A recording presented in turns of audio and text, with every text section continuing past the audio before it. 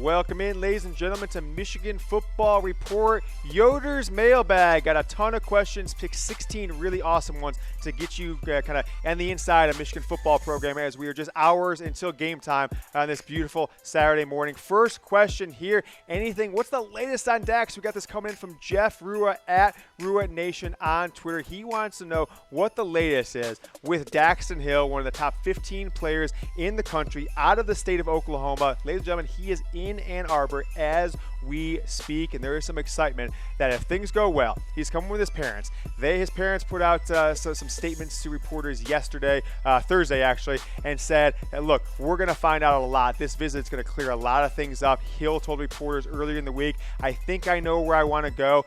Just need to kind of firm that up. Has 6 final schools. It is trending this direction. I still think it's 50-50-ish, but maybe I'm going a little towards Michigan that they could get a player that at the beginning of the recruiting cycle, I don't think anyone with any sort of inside info on Michigan football would have thought they could steal away from Oklahoma, from Texas, from maybe even Oklahoma State, Alabama, Auburn, the schools that are recruiting him heavily. Dax Hill, could he be the gem of this 2019 recruiting class out of the state of Oklahoma from Tulsa, Oklahoma? Number 12 player in the country, a formerly top 10 player, dropped recently in the updated composite rankings, but he is in Ann Arbor. He'll be at the game today versus SMU. I am James Yoder. I'm the face of Michigan football media. See my face. This is the #1 most watched show of any Michigan football program in the world. So want to thank you for watching today. Go ahead and follow me on Twitter. Want to tell you guys about Reveal Suits. You've got just another day and a half or so Sunday night. Reveal Suits. Info at revealsuits.com gets you locked in for a $100 off the coat that I'm about to open up and reveal to you now. You get the name and the brand and the coat match each other. You've got the maize and blue with the blue block M on the inside. This is going to be the hottest coat. I guarantee you guys like Tom Brady and Charles Woodson are going to be wearing this bad boy here in a few weeks. Once they're for sale, you can get pre-sale $100 off just because you came from the Michigan Football Report. You tell them that James Yoder and Chat Sports sent you. Info at Reveal Suits. $100 off, but you got to act before Sunday the 16th. That is tomorrow, ladies and gentlemen. Go ahead and email my guys there at Reveal Suits. Next up on my Michigan Football Mailbag, Yoder's Mailbag, coming in from Brian Oatridge. I think he actually, Layden, I think we have to check that name, but I think actually is Giant Brian Partridge is the Twitter name, but the name, one of the names is misspelled. But he wants to know anything on Aubrey Solomon. Aubrey Solomon started last year, the second half of the year, slated to be a starter this year. Got bumped for Lawrence Marshall in game 1, but got some playing time. Did not play against Western Michigan last week. So let's take a look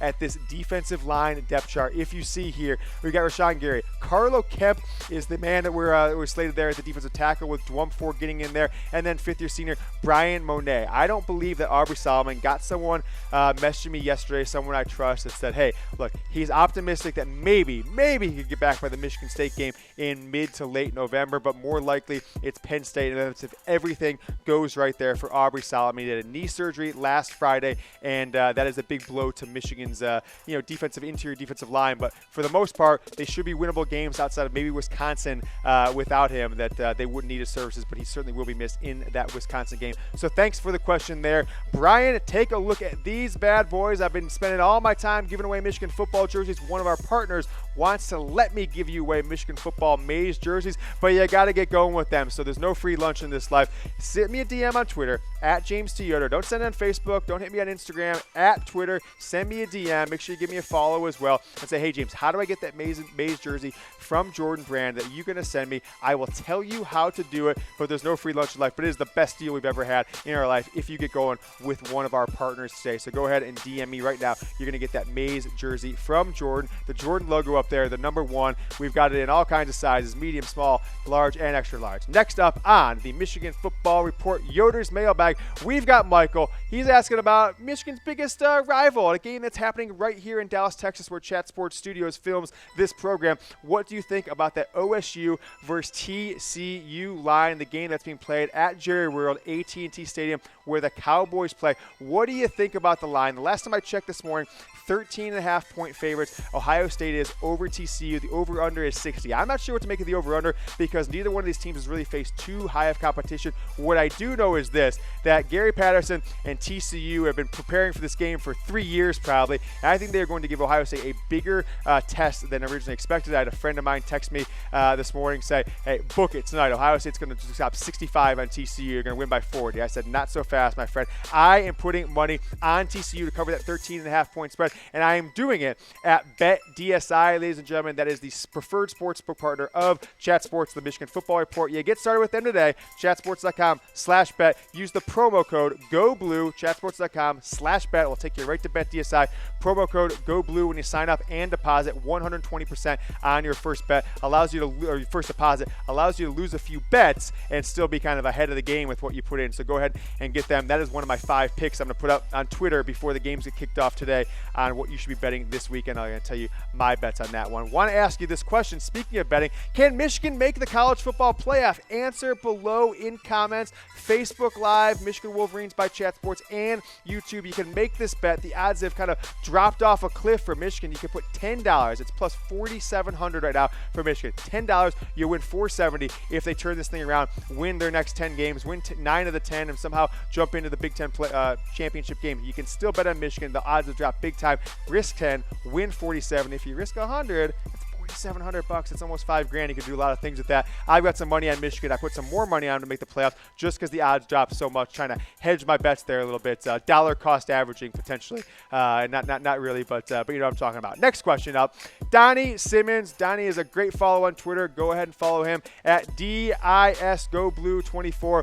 He says about, he's asking again about Mayfield and Hudson. You're going to see a lot of these questions coming up over the next few right there. People really want to know what's going on. Will Mayfield and Hudson see more time if they continue to play well? If you watch the second half against the Western Michigan second string, you know that Mayfield Hudson looked better, but will they look better against the first string players of one of these bigger Big Ten opponents? It's to be determined, but I think you're going to see both guys get at least 3 or 4 series in the second half this week, and I expect one of them to get the start. Maybe both, but at least one will get the start against Nebraska 7 days from today when they host Scott Frost and the Cornhuskers in Ann Arbor on September 22nd. All right, thanks for the question, Donnie. Next up, coming in from the Facebook channel, you can follow Chat Sports on Facebook, facebook.com/shortsports, but the Michigan football page, facebook.com/Harbaugh Go Blue is the one we should have up there. Harbaugh Go Blue is the Michigan football Facebook page. Go ahead and follow. Say, Jason Grimm wants to know, he's got a question. Why are we sticking with Runyan? I know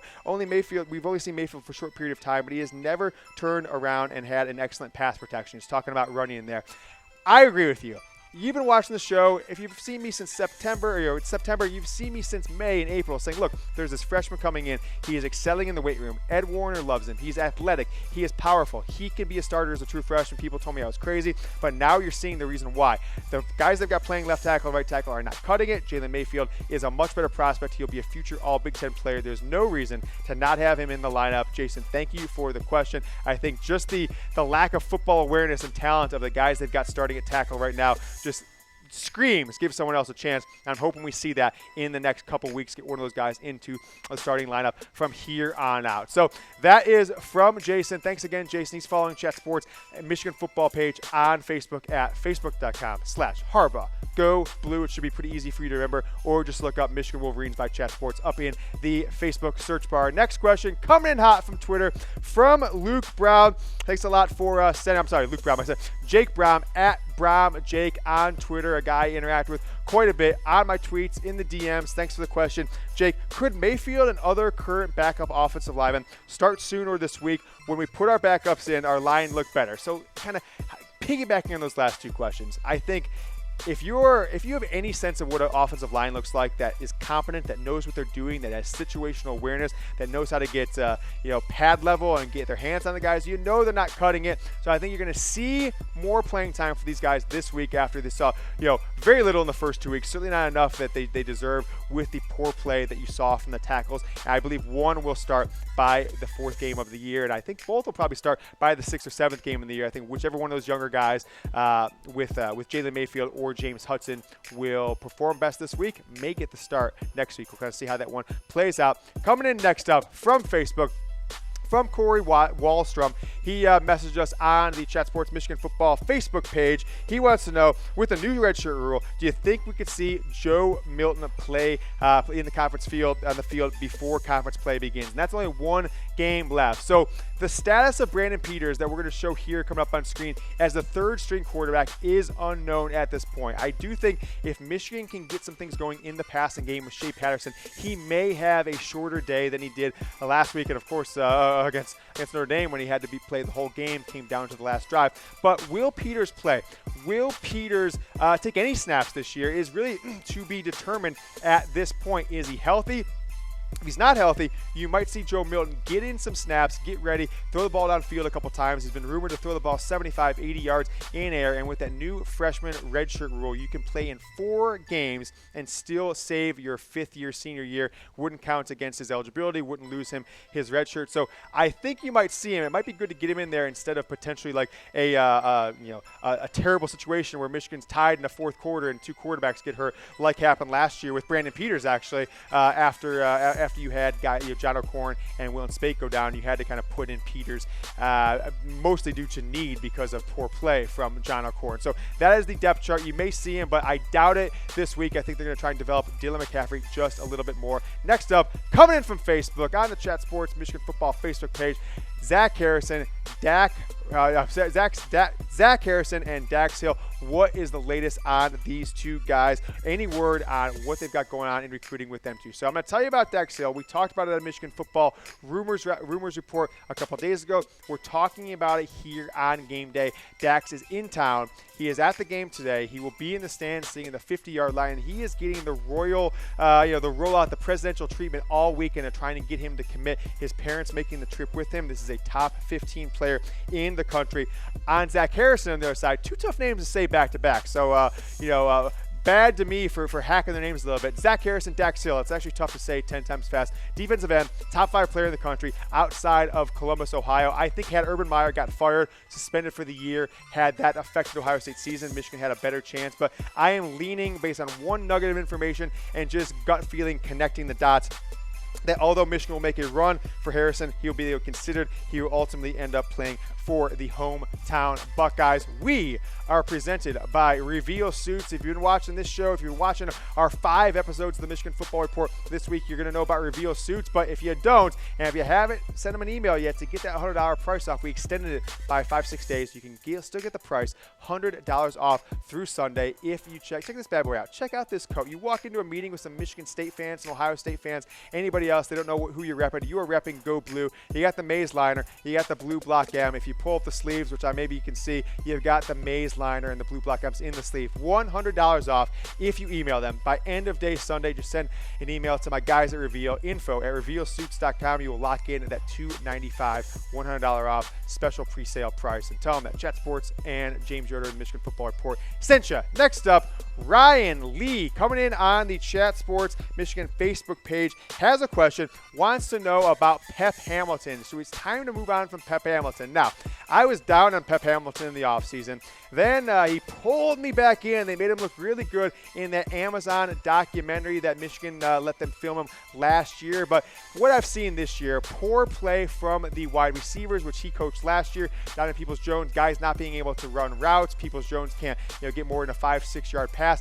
These stats on offense coming in woefully unprepared against Notre Dame. Quarterback has not been developed, I think, to the level that Shea Patterson's talent, potentially shows that he can get to. That I think Pep Hamilton is on the hot seat as offensive, co-offensive coordinator, passing game coordinator. They don't give job titles for some reason anymore on the offensive side of the ball, which I think is absolutely ridiculous. Why Jim Harbaugh's press conferences is not worth watching anymore. But these stats need to change. They need to change fast. When you get into Big Ten play, if they look like this, you're going to lose a lot of games against big-time teams. So Pep Hamilton is on my hot seat, and I think he's got to really get some better quarterback play, better wide receiver. That passing game has got to step it up with Shea Patterson under center for the Michigan football team. Take a look at the Michigan versus SMU at the Big House tomorrow, 3:30 Eastern, over at Big Ten Network. So if you don't have that one, you're going to have to hack it or stream it somewhere. But most people have Big Ten Network if you're in the state of Michigan. Michigan favored by 35.5 points. The over-under is 53. So the sports books are kind of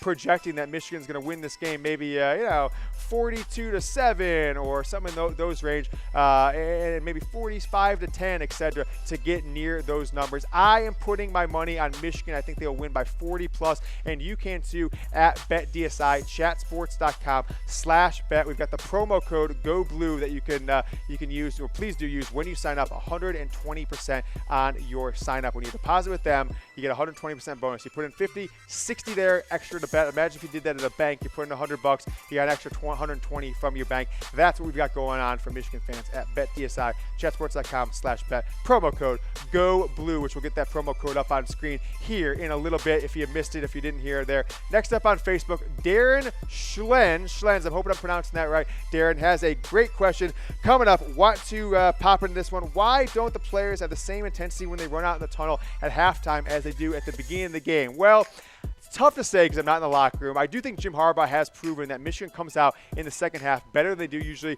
in the first half, especially in big games. Notre Dame would be a good example. But you got to just think, you're waiting all day to get ready for a game. You're waiting all morning sometimes, night games even longer, and you come out to a crowd that's just going crazy. Now, think about it in the second half. If you've had a tougher first half, the players may have just gotten yelled at. They may be focused. They're now kind of more in game mode. They know what they saw from their opponents. So I don't think there's anything to read in that from Michigan coming out less focused, less intense, whatever you want to call it.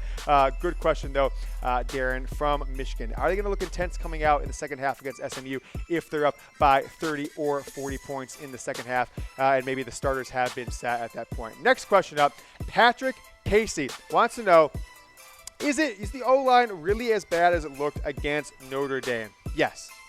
Yes, it is. It really is. It's a bad offensive line if you've got the tackles that you have started the first two games playing that game. If you've got John Runyan Jr., if you've got Juwan Bushell-Brady as your starting left tackle or right tackle going into Big Ten play, you are looking at 4 or 5 losses because Shea Patterson is going to continue to get smashed. He's going to continue to be on the run. He's going to get hit left and right, and you're not going to be able to develop a running game with Karan Hayden and Chris Evans with that poor of tackle play and that poor of situational awareness. You got John Runyan Jr. blocking his own players because he doesn't know where he's supposed to be. I saw one play, a player ran by him. He turned around. And he thought the ball was behind him. The player is 25 yards past him running for a touchdown. So John Runyan Jr., Juwan Bushell-Brady, the whole line has been kind of mediocre. Those guys have been below mediocre. The offensive line was that bad. It's up to Ed Warner, Jim Harbaugh to make changes as we move on. SMU and then into the Big Ten season. So keep an eye out for what that looks like in the coming days in today's game and beyond. My name is James Yoder. If you're not following me on Twitter, what are you waiting for? I'm putting out all kinds of content. I reply to almost every comment I get on my tweets. You can DM me and talk Michigan football. And now you can reach me on YouTube. Subscribe below. We just launched this YouTube channel this month in September. We got a few hundred of you guys subscribed already. If we can get it up in the few thousands, we'll start putting all of our content on there. But I am going to start putting some exclusive content on there as we get into the Big Ten part of the portion. So go ahead and subscribe. Chatsports.com/Michigan TV will redirect you there. If you're already on YouTube watching this, just pop up and type in Michigan Football Report. Look for that channel, not just the videos. Look for that channel, and you'll see a few hundred subscribers. Go ahead and get started with us today. Shoot me a message when you do. I'll show you. I'll throw you some love on my tweets. Retweet you if you want. So next up, William Paul. Coming from Facebook, why does Michigan football always claim Frank Clark is theirs when he's kicked off the team? I'm guessing you're talking about NFL getting kicked off this week and Frank Clark being in the lineup and all this different stuff. Look, he played 4 years for Michigan. He got kicked off 2 games before the end of his career as a Wolverine. They didn't make a bowl game in his final year at Michigan, so he got kicked off the team after a domestic violence incident with a woman at a hotel 2 games before the end of the regular season. So he played a full career at Michigan, and if he's gotten his act together in his 3-4 years in the NFL, then I think it's fine to claim him as a Wolverine. You don't have got to shun the guy and erase history. He did in fact play for the Michigan Wolverine football teams and was a high-level contributor for a number of years under head coach Brady Hoke. Have you heard about our giveaway, ladies and gentlemen? Check this out on the screen. The Maze jersey. It's the only Michigan jersey I've bought in the last 20 plus years. I'm not a big jersey guy. Bought this one because it's so special, so unique. Pops no matter where you're wearing it. Wore it to the Final Four in the national title game. People were giving me high fives left and right. I'm giving these away. I already gave a bunch away yesterday. I've got a few more if you DM me. There's no free lunch though. One of our partners is giving it to you for free, but there's a little minor string attached. You got to get signed up with them. I'll tell you about it in the DMs. Hit me on Twitter at James T. Yoder. Also follow me. Find it disingenuous, you people tweeting me about the jersey. Can't even get a follow. Hit the follow button. Come on. All right, let's get it going. Hit the follow, DM me, get this Maze jersey straight from Chat Sports to your mailbox at James T. Yoder on Twitter. Next up, my main man, Costa Crinas, the former pride of the Alpha Sigma Phi fraternity at the University of Toledo, former president of that fraternity, asked this question, comes in and says, when does Harbaugh finally pull the trigger on Mayfield at left tackle and realize Runyan is a lost cause? Same for Hudson. So, Costa, appreciate the question. I think we've kind of beat this to death in this show, but I did want to show you the stats. That's why we kind of tossed it in, had a little gap in the offensive line. Look at these stats. Michigan, 91st in the nation in offense, total offense through 2 games, 95th in passing, 63rd in rushing, 61st in scoring. That is not going to cut it. You continue with those stats, and that's with one cupcake. Imagine if they played 2 good teams where these might be. They might be in the 120s. This is ridiculous stats. You win 49-0, get 500-600 yards, drop 50 points on people. You really have to step it up after that first 58 minutes of offense against Notre Dame. Did absolutely nothing. Hopefully these stats pop up big time after this win today against SMU, unless something absolutely disastrous happens against the SMU football team at the Big House. Next up, Mark Westcott. Thanks for the question, Mark. I'm going to read it off here. Is this defense on pace, statistically speaking, to become one of the best defenses in Michigan football history? Now, before the season, I thought they had a chance, at least statistically, and then defensive talent that maybe going into the NFL, I would have said yes. You've got 5, 6, 7 guys who, whether it's this season, next season, or beyond, with players like Aubrey Solomon and Hutchinson, Aiden Hutchinson getting in the lineup, that could be first, second, third round draft picks. But through 2 games, they got torched in the first half against Notre Dame.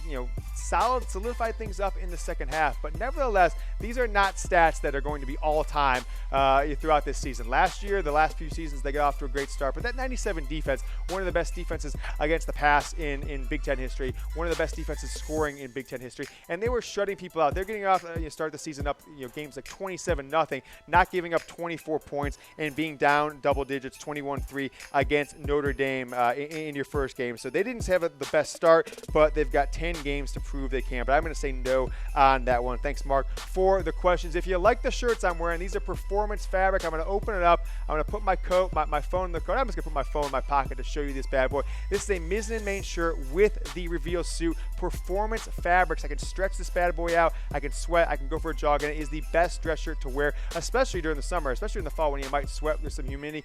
Mizzen and main keeps all the sweat you might have locked in. It is the only dress shirt I wear, and they outfit us here at the Michigan Football Report for Chat Sports. Next up on Yoder's Mailbag, Joseph Kurth coming in from Facebook with a question. Do you think Collins will jump DPJ on the depth chart when Black comes back from an injury? Yes, I do think he will jump him, as far as if you were only having 2 wide receivers split wide. I think Nico Collins has proved that he is the guy, and fairly limited, only 4 receptions, but he's got 2 catches. He's actually leading the Big Ten with 2 catches past 40 yards so far this season, 4 catches total on the year, 110 yards. But this is the lineup with Collins, Peoples-Jones, and then Tariq Black that I said could be the lineup that Michigan really can excel with those 3 wide receivers in the offense, with Peoples-Jones moving into the slot. He has not proven, Peoples-Jones, that he can go downfield, they can catch the ball, that he has the route running ability and discipline to go on those 15-yard slants, those outs, those deep passes. So he is looking, at least through 2 games and through 15 in his Michigan career, that he is more suited for a slot role, and that Oliver Martin, Grant Perry, that they may have take a back seat with Tariq Black, move Peoples-Jones into the slot. You can ask us questions on next week's mailbag there on Facebook, facebook.com/HarbaughGoBlue, or search Michigan Wolverines by Chat Sports on Facebook if you're not following us on that bad boy. All right, so let's take a look at the next question. Coming in from Jerry Palmer, what's the word on the Penn State game time? Thank you for the question, Jerry. It's tough to say at this point. So we talked to you a few weeks back that there was a guy from WTKA, Michael Spath, saying that Nebraska was for sure going to be a night game. Penn State was for sure going to be a night game. Now it doesn't look like that's so certain anymore. I think it's Wisconsin that's going to be potentially for sure a night game. Then you get into November, as you see coming down the stretch. I don't know if you're going to see Penn State as a night game. Jim Harbaugh has not been beating the drums down to play more night games like Dave Brandon, the former AD, seemed to want to implement when Brady Hoke was the head coach. So I'm calling it 50-50 at this point. You may see it as a 3:30 game if Michigan and Penn State are both ranked inside the top 15, if it is impactful to the Big Ten standings and is one of the more premier games of the season. So take a look.